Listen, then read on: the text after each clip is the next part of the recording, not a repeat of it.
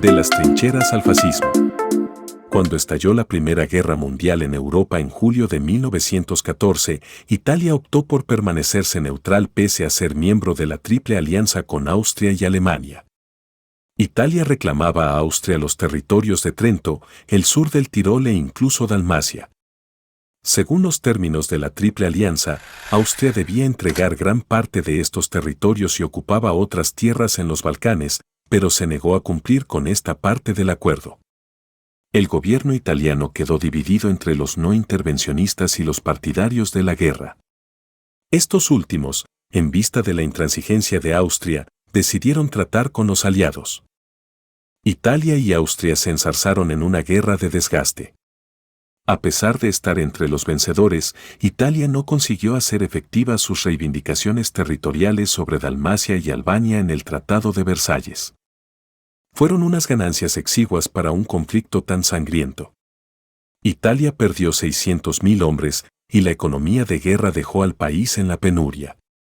Cientos de miles de italianos vagaron por el país en busca de trabajo. Fue un periodo marcado por las luchas de clases y la revolución bolchevique estaba en su apogeo. Como consecuencia se formaron varios grupos de esencia nacionalista y revolucionaria llamados fascios.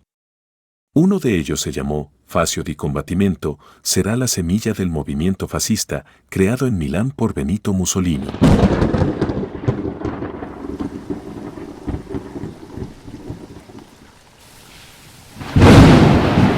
Mussolini e il fascismo. Benito Mussolini nació en Predappio el 29 de julio de 1883. Fue escritor, profesor y político. Formó parte de la línea socialista por muchos años, hasta ser nombrado director del periódico del Partido Socialista, Avanti. Sin embargo, cuando inició la Primera Guerra Mundial fue apartado de su cargo y echado del partido por sostener posturas nacionalistas contrarias al Partido Socialista. Decía que el socialismo constituye una amenaza para la naturaleza nacionalista. Al ser un movimiento que responde a las órdenes de Moscú, Mussolini ve en ellos una dependencia política a una nación extranjera. Tras ello decidió fundar un nuevo diario llamado El Pueblo de Italia, que más tarde se convertirá en órgano oficial de su movimiento.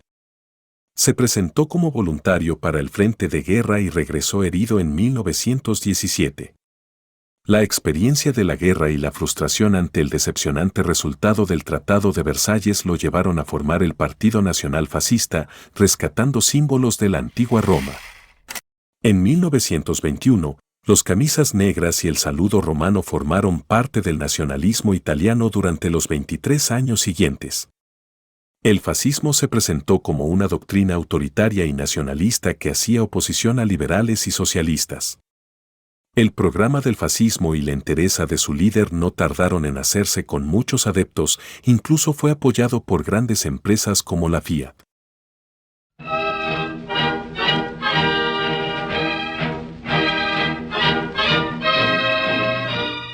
El 24 de octubre de 1922, Mussolini se encontraba ya en Nápoles con 40.000 camisas negras allí reunidos. Fue un momento de frenesí. Tanto fue el fervor patriótico que generó, que ese día afirmó públicamente el derecho del fascismo a gobernar el país. Desde este momento comenzaron manifestaciones en todas las ciudades importantes del país. Se efectuaron concentraciones en millares de salones y plazas públicas, tocaron las bandas de música, flamearon las banderas, arengaron los oradores y una multitud comenzó a marchar a Roma. Los fascistas amenazaron con provocar una guerra civil si las autoridades les cerraban el paso. Los manifestantes acudieron en tren, en automóviles y camiones. Incluso marcharon a pie, aquellos que residían en los pueblos cercanos. Mussolini había formulado un llamado nacional. El jefe de gobierno, Luigi Facte, pidió al rey Vittorio Emanuele que declarase el estado de sitio para que el ejército pudiese frenar a los fascistas, pero el monarca se negó. Al contrario, el 29 de octubre el rey encargó a Mussolini la formación de un gobierno.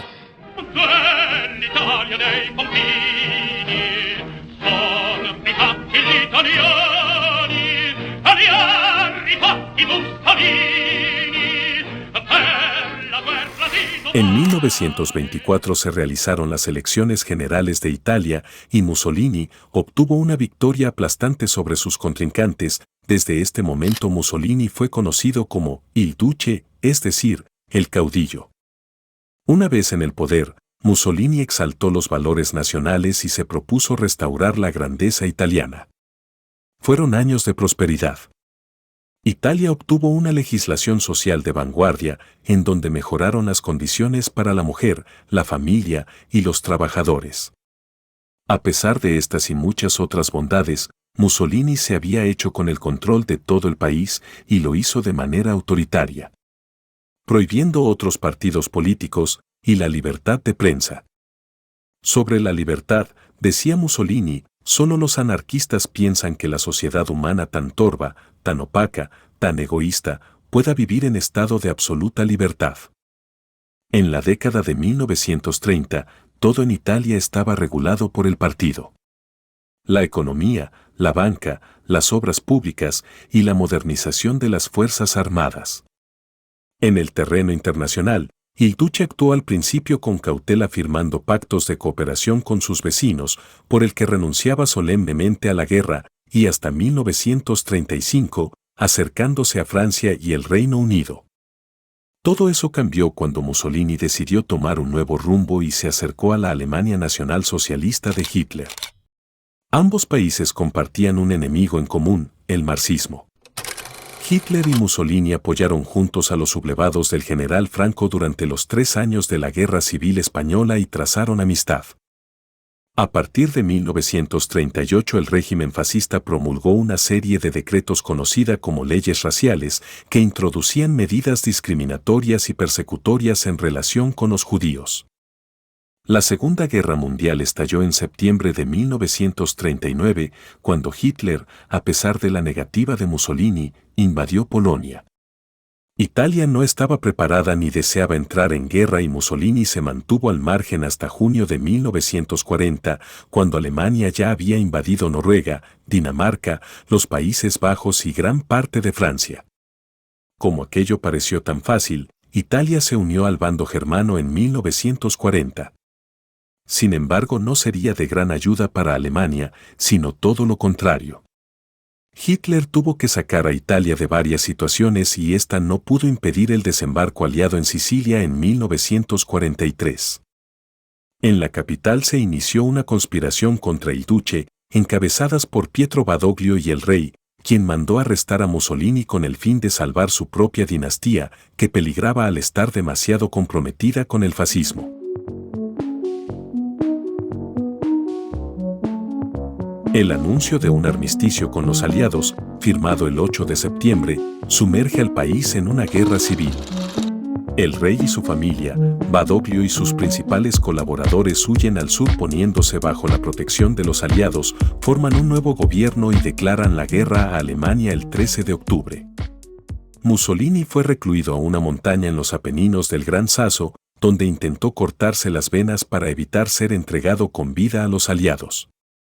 Semanas después que se expandiera a los estados de Europa y América la noticia de la captura de Mussolini, de la traición del rey y cuando la guerra parecía llegar a su fin, una insólita avioneta aterrizaba en la punta de la alta montaña para rescatarlo.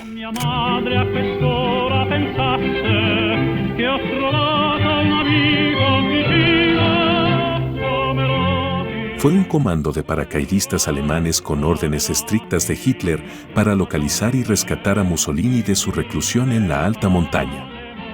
Los aliados habían tomado el sur de Italia y los alemanes, que habían rescatado a Mussolini, lo invitaron a formar un nuevo gobierno en el norte.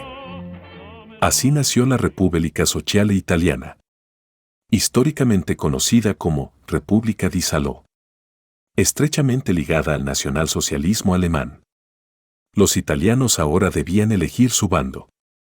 A los aliados se sumaron los grupos guerrilleros conocidos como partisanos, que llevaron a la creación de la llamada resistencia. Stamattina mi sono alzato, oh bella ciao, bella ciao, bella ciao, ciao, ciao. Stamattina. 2 años después, en abril de 1945, la República de Salò hacía su caída inminente. Al verse acorralado nuevamente, Mussolini refugió a su familia y huyó al norte con la esperanza de llegar a Suiza. Pero eso no sucedió. Un grupo de partisanos comunistas los capturó y lo fusilaron junto con su amante, Clara Petacci. Después colgaron sus cadáveres junto a otros líderes fascistas cabeza abajo en el Piazzale Loreto en Milán. Allí fueron sometidos a toda clase de ultrajes por la muchedumbre. Desde este momento los partisanos comunistas iniciaron una cacería de brujas en contra de todo lo relacionado al fascismo, incluyendo sacerdotes, mujeres y niños. Próximo capítulo, los años grises y rojos. Stamattina mi sono alzato, oh bella ciao, bella ciao, bella ciao, ciao, ciao. Stamattina mi sono alzato e ho trovato l'invaso, oh partigiano, portami via.